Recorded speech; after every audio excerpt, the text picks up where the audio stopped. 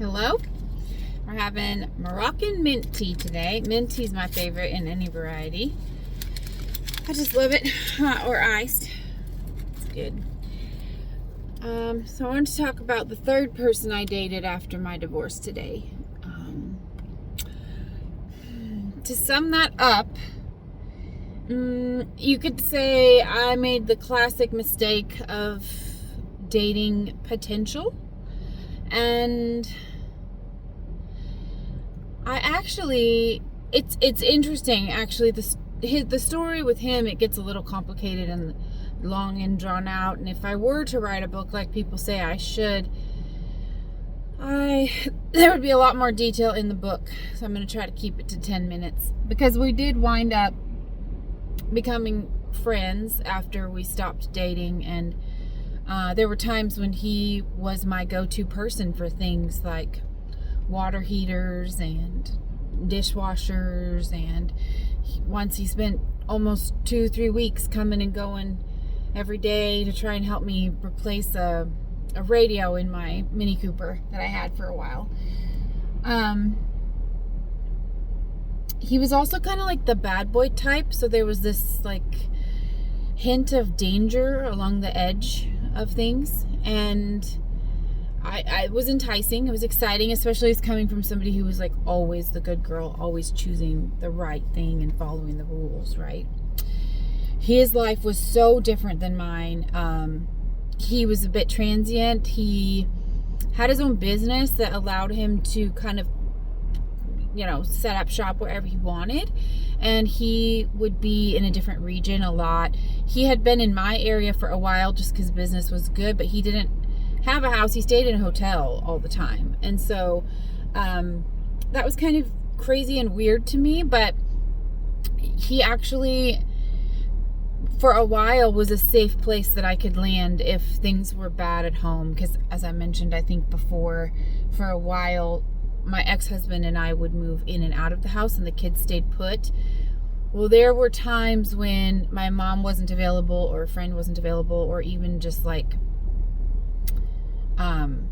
my ex would come home and refuse to leave, and just things were weird sometimes. So this guy was really good to me. There were concerns, of course, that maybe he wasn't all he promised to be, and maybe some of the stories that he told were kind of concerning, maybe about how he interacted with other people. But to me, he was always good and always kind. We had a good time together. We laughed.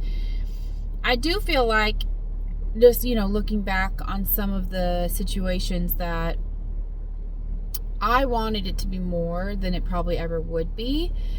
And years after, because we did lose touch, there's a lot of mystery about why we lost touch, but we did. And it got to a point where he would sort of maybe think he wanted a relationship and then step back and kind of talk about maybe having something and then step back and be very regretful that he hadn't just wanted to commit to something back then with me, because a lot of things in his life went badly for him, and the trajectory of his life has not been good in the most recent couple of years. And so he would communicate to me that he wished that we had just gotten together because things would have been better. And I kind of went on that roller coaster ride with him for a number of years, and whenever I would hear from him every 6 months, I'd be like, oh my gosh, maybe it's finally time for us to try something, right? Until one day I couldn't do it anymore. It was kind of connected to when I bought this house that I have now. Needed a lot of work, and it was very stressful moving in to a place that needed so much work. And he was kind of calling, and he did have a tendency to talk. He was a talker, so if I were to pick up the phone, it'd be like hours of conversation into the night, which a lot of times is nice, especially when you're lonely and you don't have a lot of people around. It's nice to have somebody who wants to hear what you have to say and engage in conversation that long. But in that phase of my life, I just didn't have time. I was really stressed and overwhelmed, and his life started changing, and I had said, if you want to come up and help with some things at the house, I'd be happy to talk, but honestly I need my hands and I need to be able to focus on things. And that was another one of those conversations where he was like kind of going backwards and wishing that we had gotten together. And I had enough, and I just said, I can't keep going back to years ago when we could have been something. Like, either do or don't. I don't understand why you keep calling me every 3 to 6 months saying we should think about getting together, but then never moving forward on it. And I guess now I realize that he probably was an avoidant, that like relational style of avoidant, and really scared of commitment for his own reasons, which, I mean, they were good reasons, but I think he wanted that connection, but he just didn't have the strength to really jump in and commit again after what he'd been through. He was the first person I met on dating apps, actually.